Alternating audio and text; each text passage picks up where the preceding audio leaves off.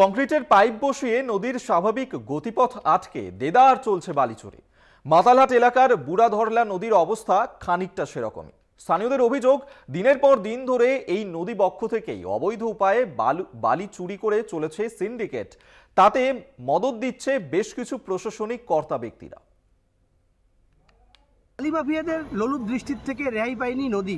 একেবারে নদীর গতিপথ কংক্রিটের পাইপ দিয়ে বন্ধ করে তার উপর অস্থায়ী ব্রিজ তৈরি করে সেই ব্রিজ দিয়ে নিয়ে যাওয়া হচ্ছে বালি পরিবহনকারী ট্রলি এবং বালি খননকারী জেসিবি।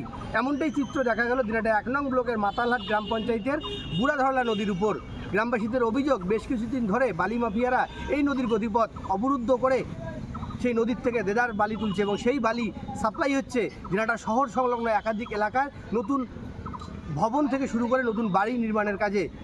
স্থানীয়রা আশঙ্কা প্রকাশ করছেন, এইভাবে নদীর গতিপথ অবরুদ্ধ করে বালি তোলা হলে একদিকে যেমন প্রকৃতির ভারসাম্য নষ্ট হবে, ঠিক অপরদিকে বর্ষাকালে নদী তার গতিপথ চেঞ্জ করে নতুন করে ভাঙন শুরু করে দিতে পারে।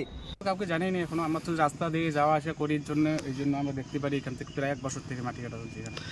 ফলে তো নদীর গতিপথও একটা বদল হয়ে যাচ্ছে। তাই তো সবাই এটা দেখা উচিত। স্থানীয়রা আরও জানিয়েছেন, দ্রুত বালি চুরি বন্ধ না করা হলে গতিপথ হারাবে প্রবাহমান বুড়াধরলা নদী। একই সঙ্গে নদী ভাঙন সহ একাধিক সমস্যায় জর্জরিত হবে মাতালহাট এলাকা। যদিও এ বিষয়ে মাতালহাট গ্রাম পঞ্চায়েতের প্রধান মানবেন্দ্রনাথ রায়ের সাফ বক্তব্য, নদী চুরি এবং নদীর গতিপথ অবরোধের বিষয়ে এখনো পর্যন্ত তার কাছে কেউ অভিযোগ জানায়নি। যদি কেউ অভিযোগ জানান তাহলে তিনি বিষয়টি দেখবেন। অপরদিকে দিনহাটা 1 নম্বর ব্লক রেভিনিউ অফিসার সনদ রায় নদী চুরি এবং বালি চুরির বিষয়টি স্বীকার করে নিয়ে জানান, এর আগেও ভূমি সংস্কার দফতরের তরফ থেকে একাধিকবার অভিযোগের ভিত্তিতে সেই সব জায়গায় অভিযান চালানো হয়েছিল।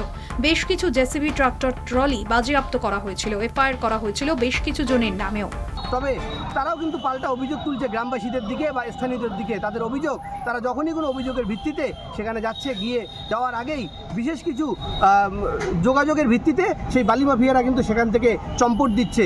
আর এভাবেই কিন্তু দেদারছে চুরি হচ্ছে বালি। দিনাটার থেকে কলকাতা টিভির জন্য রবিউল হোসেনের রিপোর্ট।